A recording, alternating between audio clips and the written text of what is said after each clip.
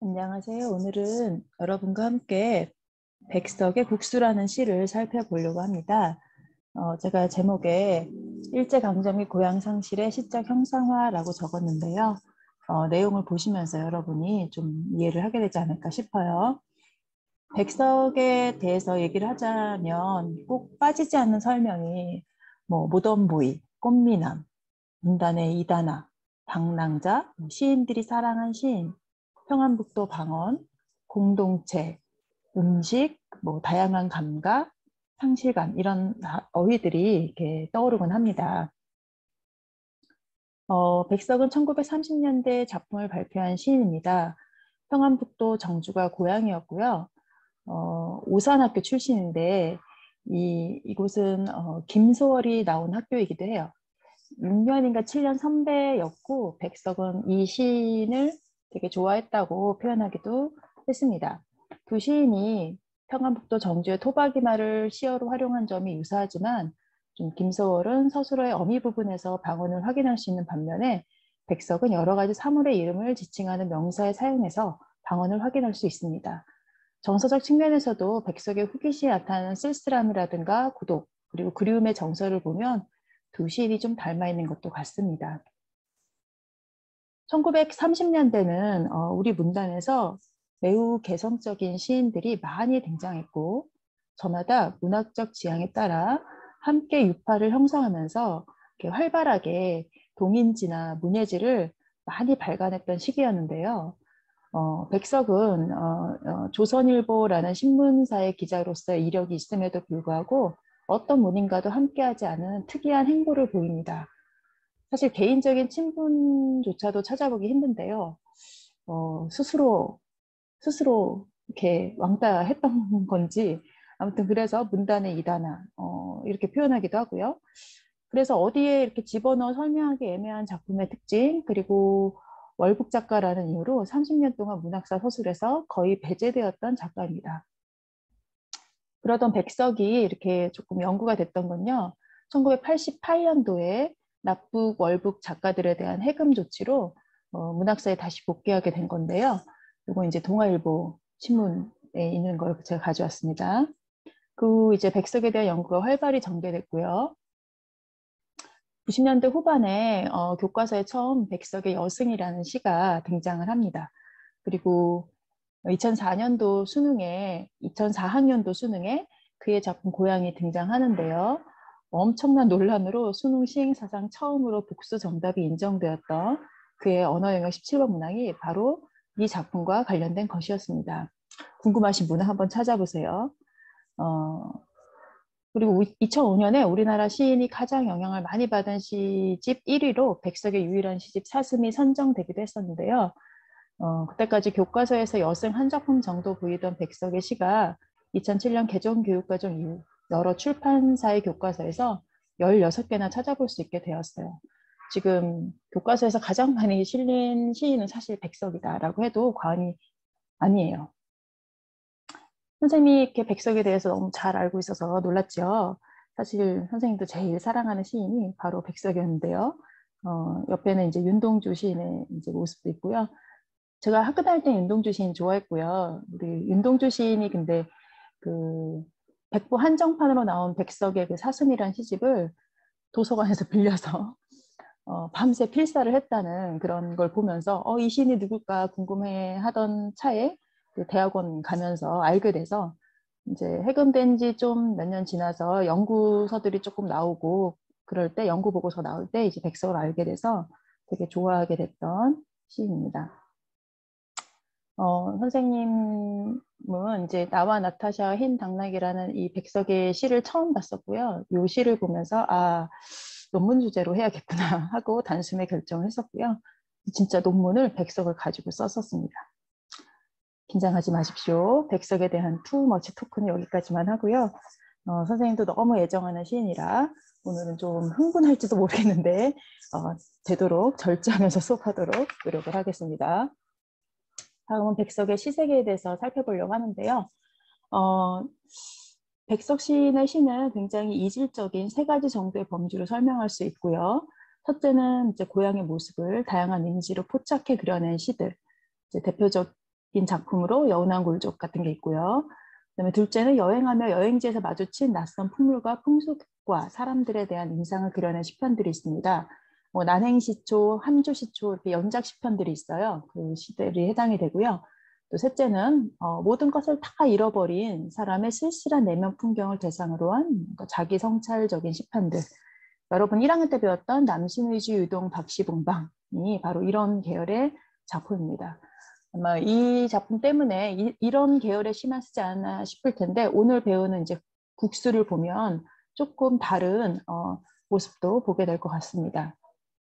국수는 이렇게 약간 고향의 모습이 드러나 있기도 하면서 그 고향의 풍물, 풍속이 나타나기 때문에 약간 여행지에서 그 풍물을 대하던 그런 태도도 같이 보여지는 것 같습니다.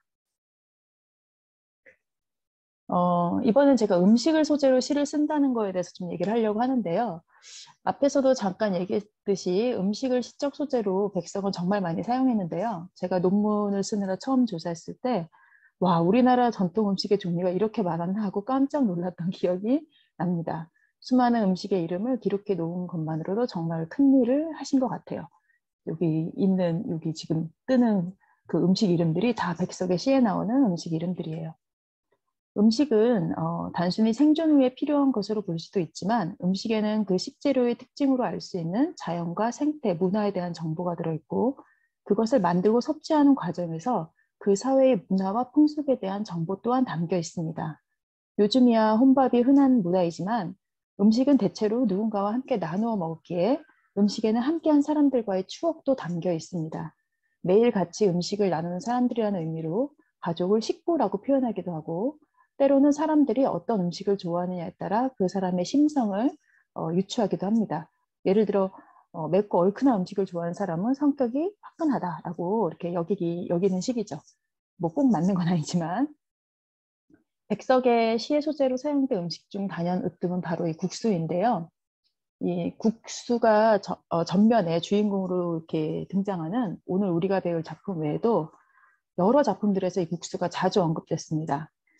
그리고 또 하나 이제 시를 보기 전에 알아야 할 것은 아마 국수라는 말을 들었을 때 여러분이 생각하는 국수는 따뜻한 멸치 육수에 야채와 양념장으로 맛을 낸 잔치국수를 떠올릴 텐데요. 사실 이 시에서의 국수는 평양냉면을 말하는 것입니다.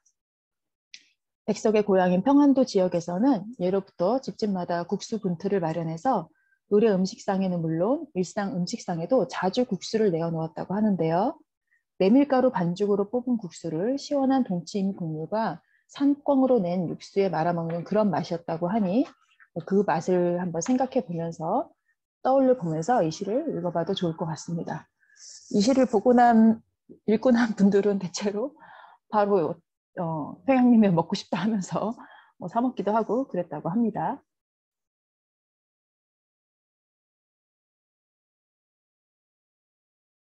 이제 본문을 살펴보도록 하겠습니다. 눈이 많이 와서 사내새가 벌로 나려 먹이고 눈구덩이에 토끼가 덜어 빠지기도 하면 마을에는 그 무슨 반가운 것이 오는가 보다. 우리 의미 단위별로 끊어서 좀 보도록 할게요. 눈이 많이 와서부터 그 무슨 반가운 것이 오는가 보다까지 먼저 한 의미 단위로 읽히는데요. 어떤 날 국수를 먹는지에 대한 얘기인 것 같아요. 눈이 엄청 많이 온 날. 이제 겨울이겠죠, 겨울. 눈이 얼마나 많이 왔냐면 산에 있던 새가 들판이에요. 나려 먹이고는 계속해서 내려온다는 뜻이에요. 아마 산속에 먹을 게 없어서 인간이 사는 들판으로까지 이제 새들이 막 내려오는 것 같아요. 눈구덩이에 토끼도 막 빠져요. 토끼가 되게 눈밭에서 잘 뛰는데 토끼도 푹푹 빠질 정도로 눈이 엄청 많이 왔어요. 우리나라가 뭐 그렇게 큰 나라는 아니긴 하지만 남쪽에서 보는 것보단 이 북쪽이잖아요. 여기가 평북이 배경이다 보니까 평안북도 쪽 그쪽은 더 눈이 엄청 많이 오는 것 같아요. 겨울이 되면 이렇게 아주 눈이 많이 온 날 그런 겨울에 이제 국수를 먹는 거죠. 그래서 겨울이라는 계절적 배경을 알 수 있고요. 그 무슨 반가운 것이 바로 오늘의 이렇게 그 시의 제목이기도 한 또 주요 소재이기도 한 바로 국수를 표현한 말인 거죠. 그래서 반갑다라고 표현한 걸 보니 이제 국수를 먹는 것에 대한 어떤 기대감, 즐거움 이런 것들을 표현하고 있는 것 같아요. 한가한 애동들은 어둡도록 꿩 사냥을 하고 가난한 엄매는 밤중에 김치 가재미로 가고 마을을 구수한 즐거움에 싸서 은근하니 흥성흥성 들뜨게 하며 이것은 오는 것이다. 여기도 이제 두 번째 부분을 한번 보시면요. 여기 애동이란 단어, 엄매라는 단어, 이렇게 사투리 표현이죠. 할 일 없는 한가한 아이들. 요즘 아이들은 너무 할 일이 많은데 옛날에는 특히 농한기잖아요. 이렇게 바쁜 시기가 아니죠. 겨울은 농사를 이렇게 다 멈추고 날도 춥고 다들 이렇게 집안에서 옹기종기 모여서 그렇게 한가하게 지내는 그런 옛날의 어떤 농촌의 삶을 또 엿볼 수도 있고요. 근데 아이들은 집에 있는 거 싫잖아요. 아무리 추워도 어떻게 해요? 밖에 나가서 열심히 돌아다니죠. 그래서 꿩을 잡겠다고 이렇게 사냥을 하네요. 가난한 엄매는 이제 뭐 이 동네가 사실 이렇게 뭐 먹을 게 농사 짓는 이제 마을이니까 그런 마을에서는 사실 겨울에 먹을 게 이렇게 풍부할 수가 없죠. 그래서 가난한 엄매는 밤중에 김치 가재미로 가고 이 가재미는 이제 김치를 저장했던 그런 이제 공간을 가리키는 표현이고요. 지푸라기나 수수깡 따위로 만들어 놓은 이렇게 움막이었어요. 얼지 않게 이렇게 해놓은 그런 공간이었어요. 마을을 구수한 즐거움에 싸서 구수한 이런 표현들을 보시면 이게 후각적인 이미지잖아요. 백석은 이렇게 시에 이렇게 다양한 감각을 썼는데 시각뿐만 아니라 이렇게 후각, 미각 굉장히 많이 썼습니다. 아마 음식이 소재가 됐기 때문에 이런 후각적 이미지도 미각적 이미지랑 같이 되게 많이 쓰일 것 같아요. 은근하니 흥성흥성 들뜨게 하며 이렇게 뭔가 국수를 먹기 전에 국수를 먹을 기대감으로 이렇게 굉장히 들떠 있는 그런 분위기를 표현하고 있습니다. 이것은 오는 것이다 해서 이것도 역시 국수를 가리키는데 여기 보시면 이 이것이라는 표현이 이것은 오는 것이다. 이 문장이 꽤 많이 반복이 돼요. 그래서 눈여겨보시면 좋을 것 같습니다. 그 다음 이것은 어니 양쥐기 혹은 능달 쪽 외따른 산옆 은댕이 예대가리 밭에서 하룻밤 뽀얀 흰김 속에 접시기 소기름 불이 뿌연 부엌에 산멍에 같은 분틀을 타고 오는 것이다. 아이고 여기 오타가 있네요. 타고 오는 것입니다. 이것은 역시 국수를 가리키는 표현이겠고요. 어느 양쥐기 혹은 능달 쪽 그 양쥐기는 이렇게 볕이 드는 가장자리라는 뜻이고요. 뭐 응달이죠, 응달. 그러니까 볕이 잘 안 드는 그렇게 그 농작물을 짓기에 좋은 입지는 아닌데 약간 좀 볼품없는 그런 밭인 거예요. 산옆 은댕이, 그러니까 산옆 언저리에 예대가리 밭에서 예대가리 밭은 대여섯 날 동안 갈 정도 넓이의 밭이라고 그래서 이렇게 크지 않은 밭이라고 보시면 되고요. 이 밭에서 뭐가 났냐면 이제 매미를 키웠던 거죠. 이 평안도 지역은 이게 뭐 논농사를 하기에 적합한 지역은 아니었어요. 그래서 이제 매미를 주로 많이 이제 또 키웠다고 합니다. 그 밭에서 하룻밤 뽀얀 흰 김 속에 이제 뽀얀 흰김 하면은 그 국수를 삶을 때 이렇게 뽀얗게 하얗게 김이 서리는 그 장면을 이제 연상시킬 수 있을 텐데요. 접시기 소기름 불이 그러니까 접시 쪽 이렇게 온푹한 접시 안에 소기름 위에 이제 불을 켰던 옛날에는 지금처럼 무슨 뭐 LED 등이 있는 것도 아니고 형광등도 아니고 예, 뭐 램프불도 아니고요. 이 산골은 정말 이 기름에다 이제 불을 촛불같이 이렇게 만들었던 그런 조명인 거거든요. 어두컴컴한 그런 부엌, 이 불에 의지해서 이제 국수를 이제 면을 이렇게 뽑고 그것을 삶는 그런 모습을 표현한 거죠.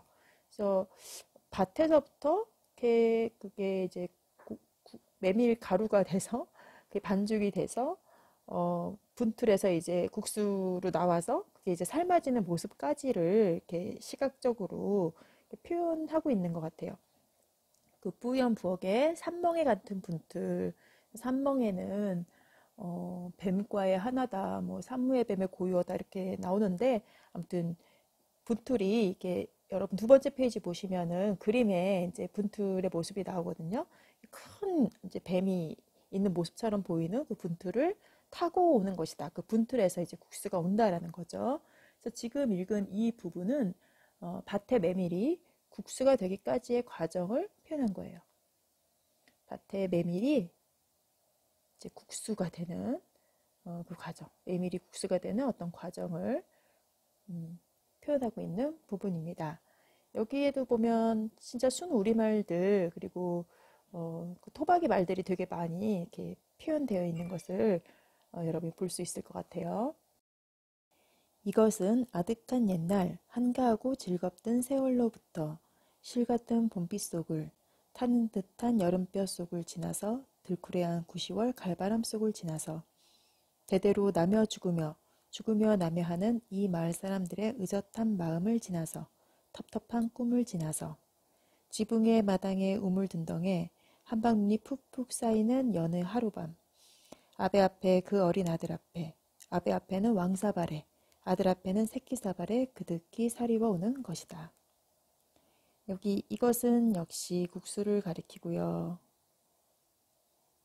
아득한 옛날 한가하고 즐겁던 세월로부터 아마 이 지역에 이렇게 이 마을이 형성이 되고 사람들이 살기 시작한 그때부터 이렇게 농한기 때 특별히 할 일 없어서 너무 한가하고 또 함께 어울리고 교제 나누고 하는 그런 즐거운 그런 시간들 마을 공동체가 굉장히 평화롭게 행복하게 지냈던 모습을 좀 생각해 볼 수 있죠.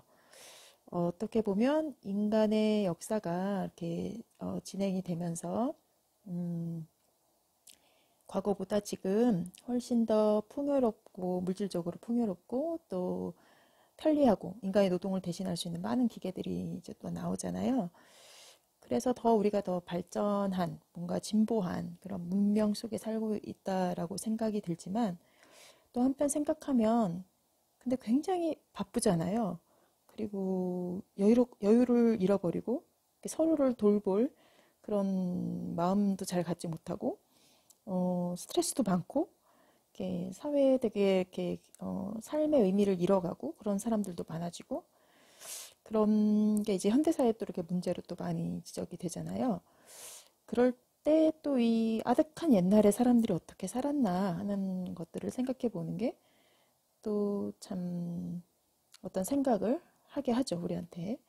아무튼 이제 백석이 이렇게 또 표현을 하네요. 아득한 옛날부터 이렇게 행복했던 그 시간부터 오히려 과거를 더 지금보다 더 행복하게 좀 기억하는 것 같은 느낌도 듭니다. 실 같은 봄빛 속을 이제 계절 이미지가 나오는데요. 봄비가 이렇게 가늘게 내리는 걸 실 같다라고 표현했는데 좀 시각적인 이미지가 돋보이죠.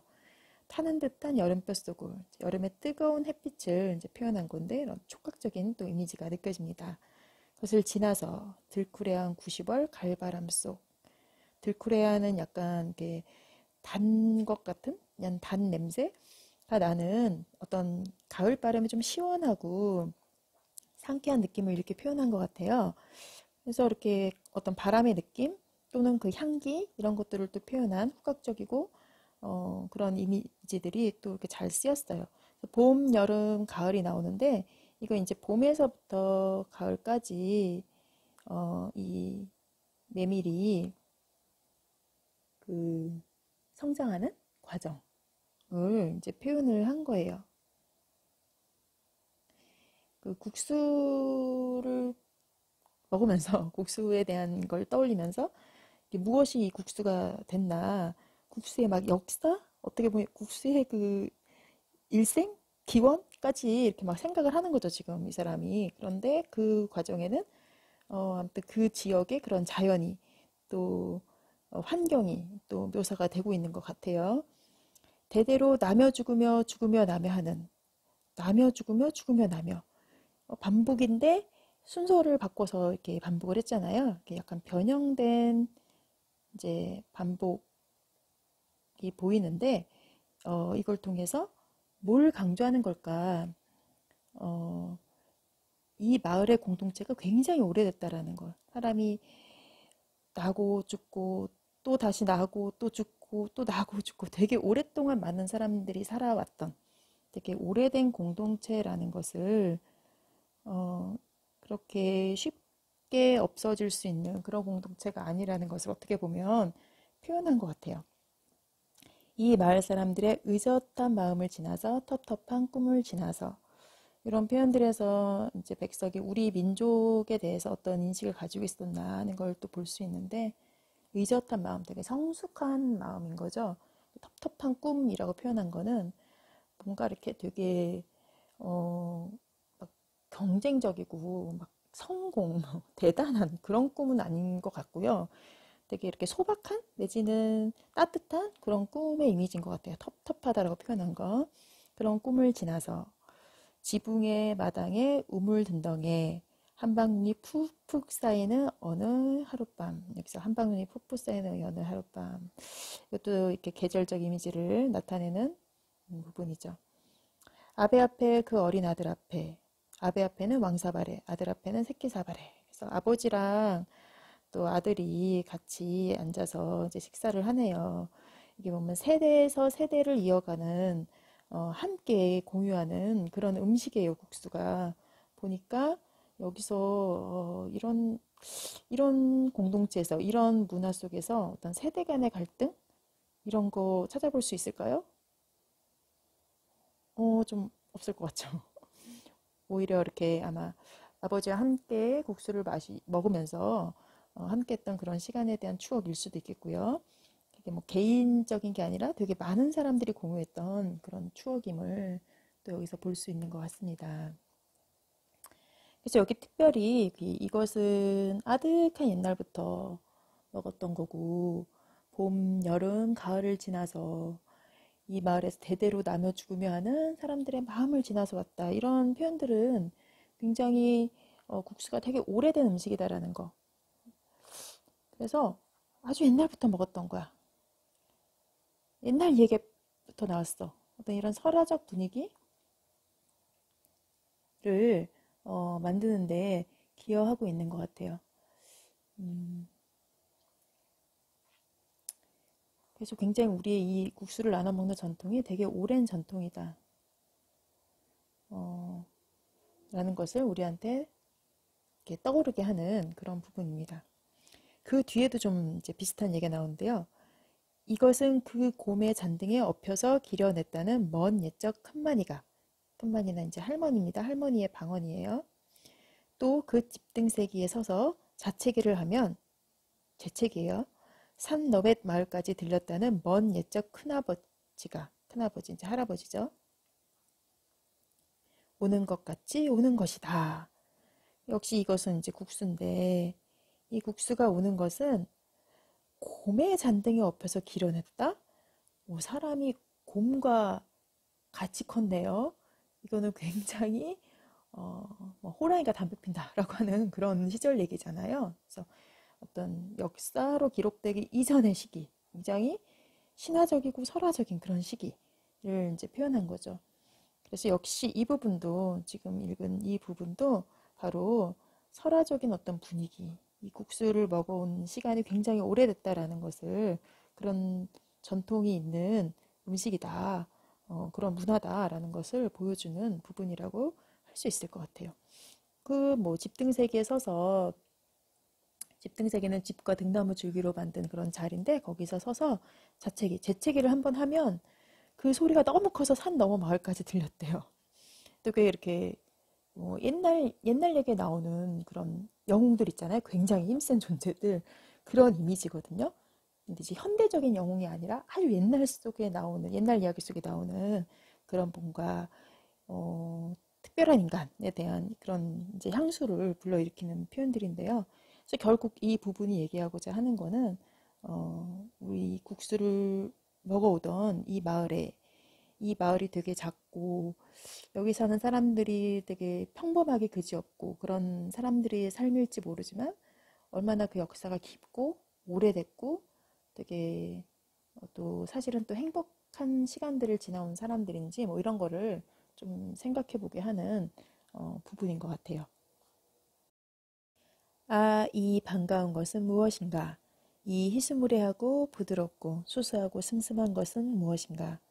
겨울밤 쩡하니 익은 동티미국을 좋아하고 얼얼한 댕쭉가루를 좋아하고 싱싱한 산꿩의 고기를 좋아하고 그리고 담배 내음새, 탄수 내음새, 또 수육을 삶는 육수국 내음새 자욱한 더북한 삿방, 쩔쩔 끓는 아루굿을 좋아하는 이것은 무엇인가? 이 조용한 마을과 이 마을에 의젓한 사람들과 살뜰하니 친한 것은 무엇인가? 이 그지없이 고담하고 소박한 것은 무엇인가? 아, 이 부분을 보시면 그 반복적으로 나오는 문장 구조가 보이죠? 같이 한번 보겠습니다. 보시면 무엇인가? 무엇인가? 무엇인가? 이것은 무엇인가? 이것은 무엇인가? 무엇인가? 무엇인가? 하면서 이제 반복해서 표현하는 부분이 보입니다. 이제 질문의 형식이지만 이게 이제 국수란 거는 알잖아요. 근데 이것이 무엇인가? 라고 이제 묻는 것은 바로 어떤 국수의 의미, 또 뭐 가치겠죠. 그 의미라고 하는 것은 화자에게 있어서 어떤 특별한 의미를 갖는 것을 의미를 좀 이렇게 확장하는 과정이라고 볼 수 있어요. 이렇게 반복되는 어떤 질문, 네, 어떤 문장 구조를 통해서 그 국수가 가지는 의미를 확장하고 있다라고 보여지는 부분인데요. 일단 이 감탄사 나오는 이런 부분들, 일단 영탄법 또 얘기할 수 있겠죠. 이 반가운 것은 무엇인가? 그래서 이게 지금 질문이지만 사실은 몰라서 물어보는 그런 질문은 아닌 거죠. 이 희스무레하고 부드럽고 수수하고 슴슴한 것은 무엇인가? 그래서 국수의 의미가 뭐냐면 이런 거예요. 희스무레하고 부드럽고 수수하고 슴슴한 거. 평양냉면 혹시 여러분 먹어보셨는지 모르겠지만 처음 먹어보시는 분들은 약간 이게 뭐야? 라고 느끼기도 하죠. 이렇게 좀 자극적인 냉면의 맛에 길들여졌던 사람들한테는 일단 메밀면이요. 되게 좀 툭툭 끊기는 느낌도 있거든요. 이렇게 막 쫄깃한 느낌이 아니에요. 그리고 이거 부드러워요. 그러니까 이게 막 식감이 그렇게 쫄깃하지 않아요. 그리고 맛이 되게 심심해요, 사실. 여기서 슴슴하다라고 표현했는데 이렇게 좀 자극적이지 않다 그런 표현인 거죠. 겨울밤 쩡하니 익은 동티미국. 이제 냉면, 이 평양냉면을 사실 겨울에 먹었는데요. 왜냐면 옛날에는 얼음이 없었잖아요. 얼음을 그 서민들이 그렇게 먹을 수가 없었잖아요. 그래서 자연 얼음, 겨울에 얼린 그 동치미가 이렇게 겨울에 이렇게 그 얼은 걸 깨서 국물로 해서 그렇게 먹은 거죠. 지금 보면. 그 동치미국 물에 이제 보통 말아 먹었다고 해요. 그래서 이게 이제 국수와 어울리는 그 메밀면과 어울리는 그런 음식 좋아? 이런 것들을 표현한 거죠. 그걸 이제 좋아한다 이렇게 표현한 거죠. 얼얼한 댕춧가루, 이 댕춧가루 고춧가루예요. 고춧가루인데 이제 방언이죠 이것도. 이게 고춧가루도 뿌려 먹었나 봐요. 싱싱한 산꿩의 고기. 와, 여기는 뭐 이제 산이니까 그냥 막 잡아서 예, 이렇게 고기를 이렇게 먹었나 봐요. 이렇게 그 육수를 내 가지고 뭐 전하는 말에 의하면 서민들은 보통 그냥 동치미 국물에 말아 먹고 조금 그래도 좀 있으신 분들은 고기 국물에 말아 먹고 했다는데 이렇게 그랬다고 합니다. 아무튼 그래서 이제 육수 그리고 동치미국 이런 게 이제 국수를 말아 먹었던 그런 소재들 지금 표현한 거죠. 그리고 담배 냄새, 탄수 냄새, 또 수육을 삶는 육수국 냄새. 이게 이제 국수를 삶을 때의 그 집에서 나는 냄새들인 거죠. 지금 보면 국수를 먹는 방에서 나는 냄새. 이제 국수를 먹었던 그 방에서 나는 냄새인데 그게 이제 일반적인 보통 그 산골에서 그 집에서의 그런 냄새들인 거죠. 어떤 이제 후각적인 이미지들이 여기서도 되게 돋보입니다. 그 냄새 자욱한 더북한 삿방. 쩔쩔 끓는 아르굿, 아랫목이죠. 그 삿방 이제 삿을 깐 방인데요. 그러니까 그냥 서민들의 방이다 이렇게 생각하시면 될 것 같아요. 그러니까 국수를 먹었던 그 공간에 대한 기억을 냄새로 또 어떤 게 쩔쩔 끓는 아랫목 그 감각으로 뜨끈한 그 감각으로 이제 기억을 하면서 표현을 한 겁니다. 이 조용한 마을과 이 마을에 의젓한 사람들과 살뜰하니 친한 것. 여기 보면 이제 이 음식이 그냥 음식이 아니라 어떤 사람들과 살뜰하니 친했대요. 이고 살뜰하니는 굉장히 이렇게 정이 있는, 굉장히 친밀한 이런 표현이거든요. 그러니까 사람들과 너무너무 친밀한 그런 표현으로 썼네요. 이 그지없이 고담하고 소박한 것. 이제 고담하고 소박하다. 고담하고 소박하다라는 이제 표현이 나오는데 고담하다는 건 꾸밈이 없고 담담하다라고 여기 이제 해석이 나와 있는데 이 고자가 말을 고자거든요. 되게 야위다, 수척하다 이런 느낌이고 담은 이제 물골담이야, 싱겁다 이런 거죠. 우리가 보통 사람들은 되게 뭔가 많이 갖고 되게 화려한 걸 좋아하고 일반적인 사람의 성정이 그러기 마련인데 이 백석은 오히려 취향이 완전 반대로 가는 것 같아요. 약간 그런 욕망으로부터 되게 벗어나 있는 상태라고 해야 되나? 되게 보면은 꾸밈이 없고 담담한 거, 그리고 소박한 거, 말 그대로 소박한 거도 이렇게 그 순수한 거, 아주 그 뭐가 이렇게 없는 거잖아요. 화려하지 않은 거. 되게 어 이게 이제 국수인 거죠.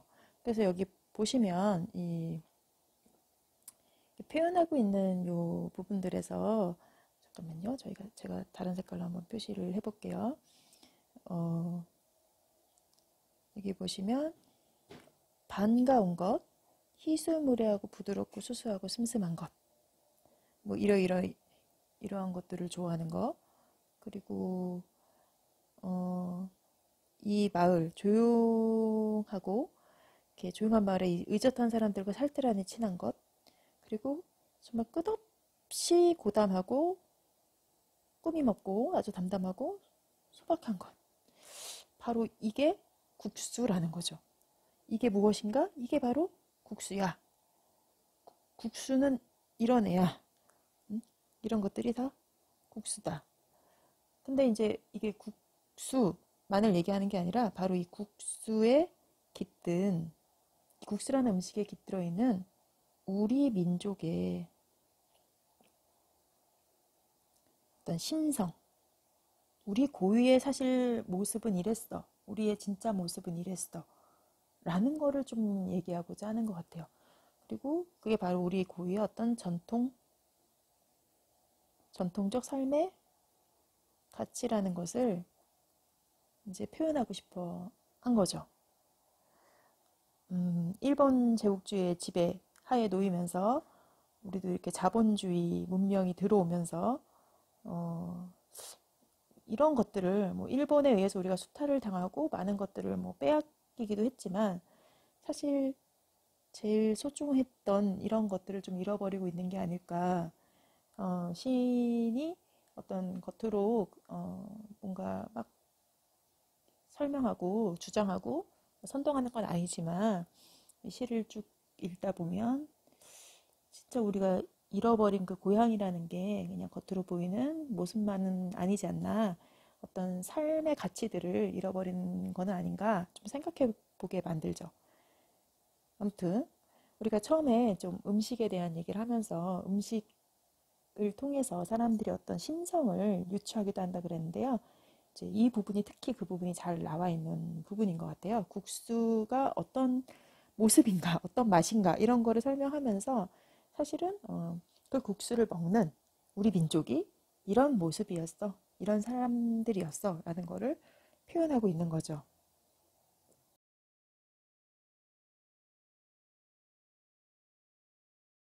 1933년 7월 개벽사에서 발행한 대중잡지 별건군의 표지 그림을 가져갔습니다. 30년대의 우리 모습을, 일제강점기 때 모습을 또 볼 수 있는데요. 여기 제목에 보시면 보돈 금강 만이천봉이라고 되어 있고요. 수많은 봉우리 바다 다채로운 상점들이 이렇게 쌓여 있는 모습을 볼 수 있습니다. 그 중에 되게 눈여겨볼 만한 부분이 여러분이 잘 아마 한자라서 잘 안 보이실 수도 있는데요. 여기 매소루라고 되어 있어요. 매소루. 웃음을 파는 집이란 뜻이고요. 그리고 뭐 카페 이런 거는 잘 보이죠. 카페도 보이고 여기 호텔도 있고 그리고 여기 뭐 바가 있죠. 뭐 술집. 또 뭐 이렇게 주점도 있습니다. 주점도 있고 다양한 상점들이 있는데요. 거기 이제 빨간 동그라미로 선생님이 이제 표시해놨는데 당당하게 냉면집이 여기 있습니다. 수많은 음식의 종류가 있었을 텐데 그 중에서 이제 냉면집이 이 그림에는 나와 있어요. 이 당시 이미 대중적인 음식이었고 당시에 배달 음식의 1, 2위가 설렁탕과 냉면이었다고 할 정도로 아주 인기가 있었습니다. 하지만 이때의 냉면은 백석이 기억하는 냉면과는 좀 달랐습니다. 당시에 일본인이 만든 조미료로 맛을 낸 냉면이라고 하더라고요. 그래서 훨씬 간이 센 것이 대부분이었고요. 얼음을 만드는 기술이 이제 들어오면서 생기면서 주로 이 냉면은 여름에 이제 많이 먹었다고 합니다.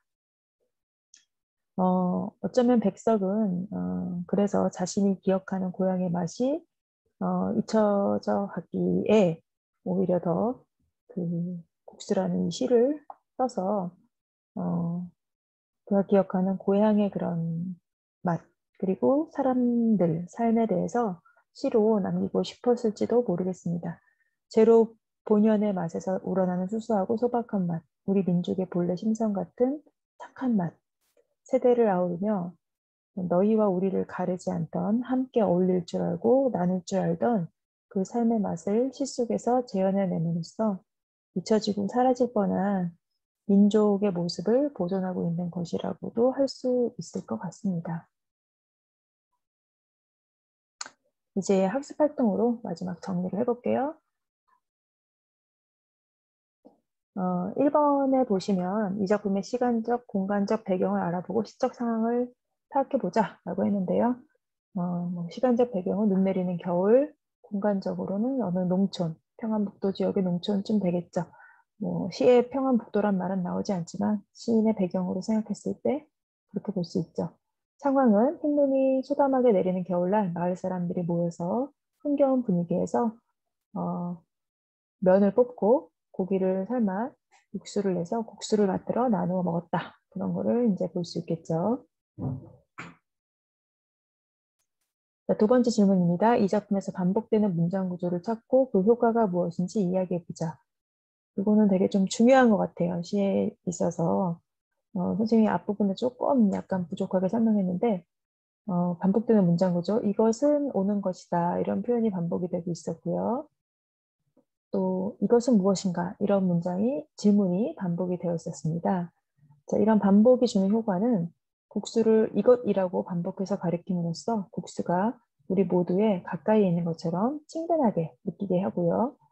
또 이런 문장 구조의 반복을 통해 국수를 먹는 마을 공동체의 오랜 전통과 삶이 계속되어 왔다는 것. 반복이니까 이제 계속되어 왔다. 이런 거를 이제 전달하고요. 무엇인가, 무엇인가, 무엇인가 이렇게 거듭 질문함으로써 국수의 어떤 의미를 확장한다라고 볼 수 있습니다. 자, 3번으로 넘어갈게요. 이 작품에 사용된 방언들이 작품의 정서와 분위기에 어떤 영향을 미치는지 말해보자 라고 되어 있는데요. 평안북도 방언을 주로 사용했고요.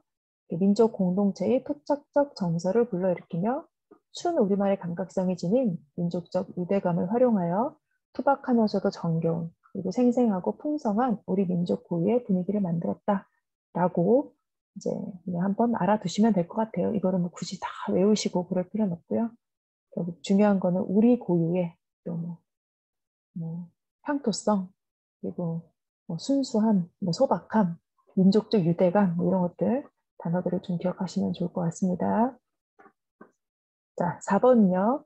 국수를 가리키는 다음 구절을 보고 작가가 국수에 담고자 하는 의미를 짐작해보자 라고 되어 있는데 그 구절들이요. 먼 옛적 큰아버지가 오는 것 같이 오는 것. 뭐 희스무리하고 부드럽고 수수하고 슴슴한 것. 이 조용한 마을과 이 마을에 의젓한 사람들과 살뜰 안에 친한 것, 이 그지없이 고단하고 소박한 것. 마지막 부분에 나온 부분들이었죠. 이 국수는 어떤 면에서 우리 민족의 뿌리와 기원에 대해서 생각하게 한다. 마을 대대로 국수를 나눠 먹으며 살아온 역사적 시간을 상상하게 하죠. 그래서 이 국수의 맛과 색과 이 냄새 이런 것들 속에서 예로부터 흰색을 좋아하는 우리 민족의 어떤 수수하고 소박한 심성, 그리고 민족 공동체의 정체성 이런 것들을 담고자 한 게 아니었을까라고 이제 해석을 해보았습니다. 자, 학습 활동까지 마쳤고요. 긴 시간 여러분 수업 듣느라 수고 많으셨고 이제 퀴즈를 풀고 마무리하도록 하겠습니다. 수고했습니다.